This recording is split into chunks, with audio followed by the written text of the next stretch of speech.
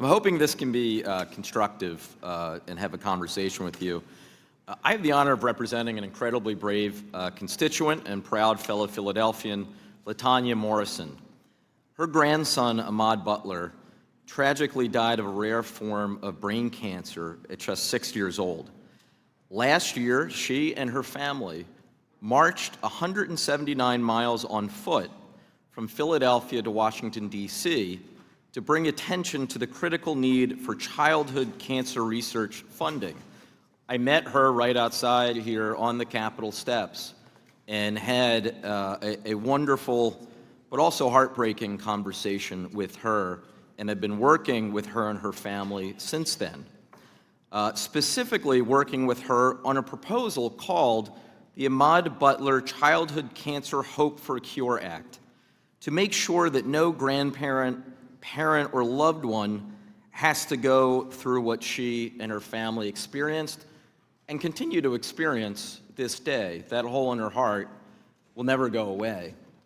So my concern is, and I have no doubt that you have concern for this constituent I just described and all those who particularly have lost a child to this horrible form of cancer.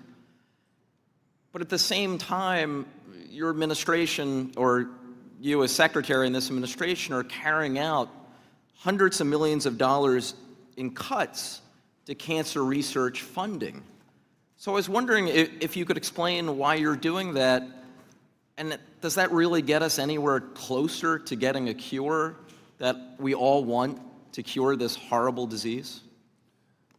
First of all, thank you for sharing that heartbreaking story. And you know, the worst thing that can happen to a human being is to lose a child or a grandchild. And it's something that I hope that I never have to experience. And my heart goes out to that family. The one agency that within my agency, and the only agency within NIH that actually got a budget boost from our proposal, was NCI. And we, we're absolutely committed to cancer research, and particularly pediatric cancer research.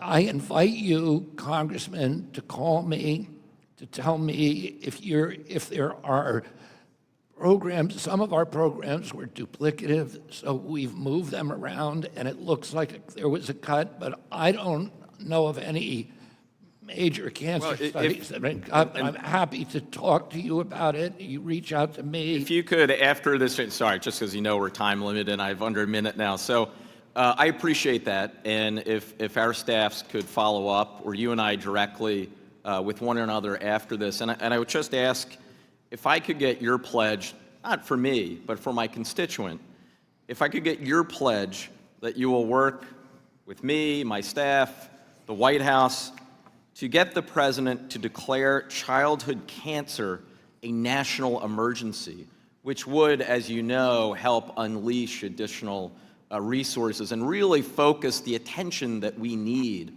on childhood cancer.